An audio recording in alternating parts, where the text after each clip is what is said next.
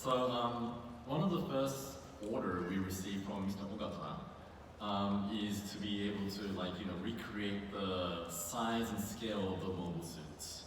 Now these things are like 65 tons, and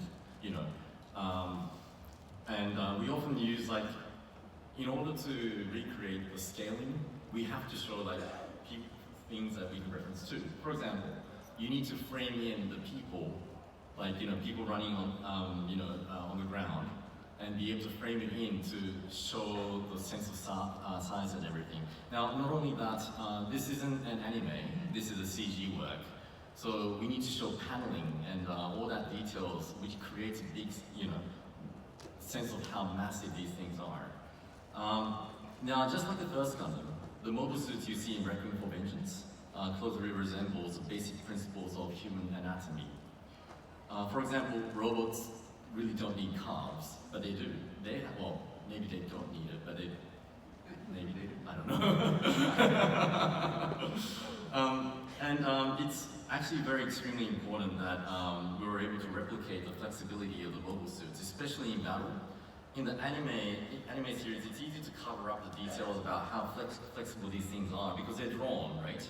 But in 3D, we need to be very specific about in regards to how they move.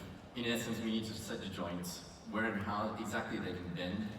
For both Zaku 2 and the Gundam, we've set multiple joints in the torso to enable dynamic motion required during combat to recreate, for example, the signature kick from the first Gundam, right?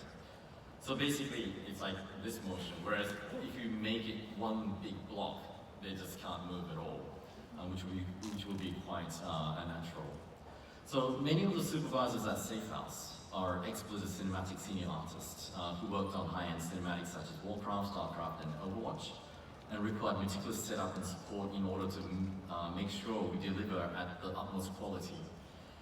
As far as we know, this is the first truly real-time rendered film made without using any kind of composites, and brought a whole myriad of pain, including rendering failures at the last possible minutes, mysteriously banishing assets as unreal attempts to balance LODs, and occasionally blue screen of death. I guess sometimes we get through it by brute force or pure use of grit. But it definitely was a lot of fun going through a whole new pipeline and being able to do this together. Thank you very much.